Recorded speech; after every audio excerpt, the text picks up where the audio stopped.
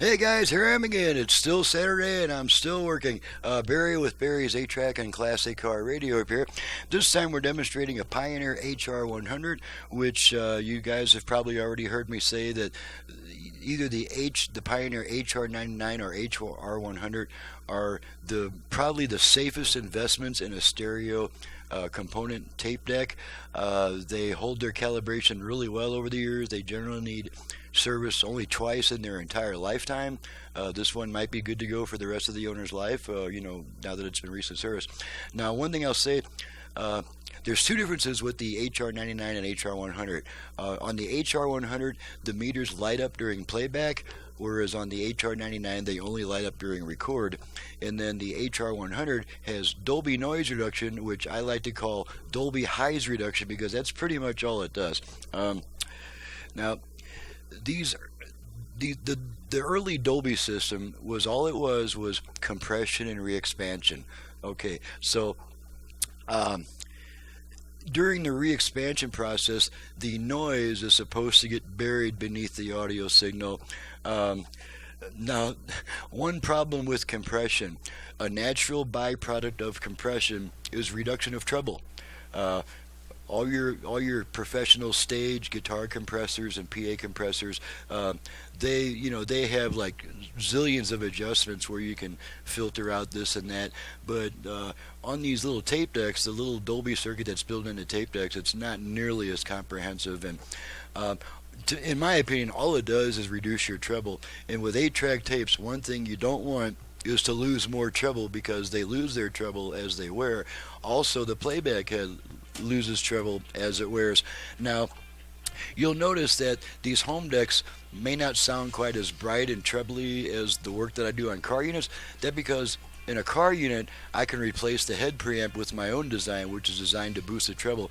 On a recording unit, trying to do that along with the recording circuitry and all that, it's just really too unfeasible to even think about doing. So we're pretty much stuck with the sound that this deck has. But there is an external cure for it if it's not bright enough.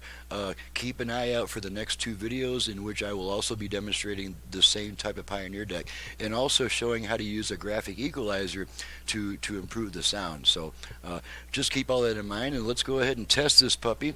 It's going to be a quick test, because all I'm going to do is play it and make sure it switches tracks, and that's all that's done on this type of unit. So here we go. Get out and circulate. There are plenty of fish in the deep blue sea. Gonna break your heart. Oh, honey, can't you see you'll bring that pretty little island? There's no time. That girl related to old King Kong. Check for crosstalk between tracks. Nothing happening there. Kid knows how to adjust the head, I guess.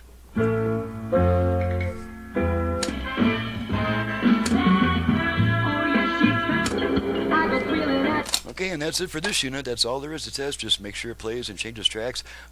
I don't recommend ever using fast forward with an 8-track tape. It was a bad idea to begin with, but there's a reason for that. With an 8-track tape cartridge, it's not reel and reel. It's one hub that the tape is pulled out from the inner part of the hub, which means it's got hundreds of layers of tape already pressing against it, so it's kind of hard to pull out to begin with. And then 8-track tape is impregnated with graphite, so it can slip and slide between layers. And that graphite, as you can see, just a touch of a graphite residue on this tape. I cleaned it off yesterday, but at any rate, the tape needs to pack evenly when it's replaced on the outer part of the hub. Now you're pulling the tape out from a small diameter, which is the inside of the hub. You're taking it back up on the outside of the hub, which is a larger diameter. Obviously, it's mathematically impossible to take up more tape than you're giving out. So the tape needs to be able to slip and slide between layers, and it also needs to be able to slip and slide on the hub. Now, putting the unit in a fast forward always makes the tape pack more tightly. And one thing you don't want on an 8-track tape is to pack it more tightly when it's already lost a lot of its graphite impregnation, and it's very likely to jam. Even if you have a business repairing tapes for customers, it's really convenient to set this thing to auto stop and to fast forward it to the splice. I just don't recommend doing that because if the tape jams, it can be impossible to fix. It just depends on how badly it jams. But if it should fall off the hub, you might as well just throw it away. It's going to take hours to get that thing fixed right. So just wanted to kind of give you that reason to why I recommend never ever using fast forward. It does still work on the machine. I do not ever recommend using it. So anyway, this machine came in with a dead left channel and a frozen track change mechanism, and that's what it needed to fix it. So we're good to go here. And this comes from Carl in Santa Clara, California. I got kind of lucky here. All the heavier units I have to ship this cycle are going to the next state over, so that the shipping costs won't be that bad. Otherwise, it might be a nightmare because I've got like 15 jobs to send back. I got to pack them all tomorrow, then I got to send them all out Monday. Yeah, it's a little bit daunting. But at any rate, thank you guys so much for watching and listening. To reach me for service, please visit the website in the description below. Please download and print the work order before calling me with a bunch of questions about my options, prices, and turn times, because those answers are already in the work order as you're filling it out. And then that way, if you do need to call me, it's just for a quick question, not a 15-minute discussion of what I offer, how much it costs, how long it takes, blah, blah, blah. Please get that off the work order. Then you're welcome to call me with any questions you want. So thanks so much for watching and listening, and thank you, Carl, for your business from Santa Clara, California, and we'll see you guys very shortly with another couple of Pioneer decks to test out.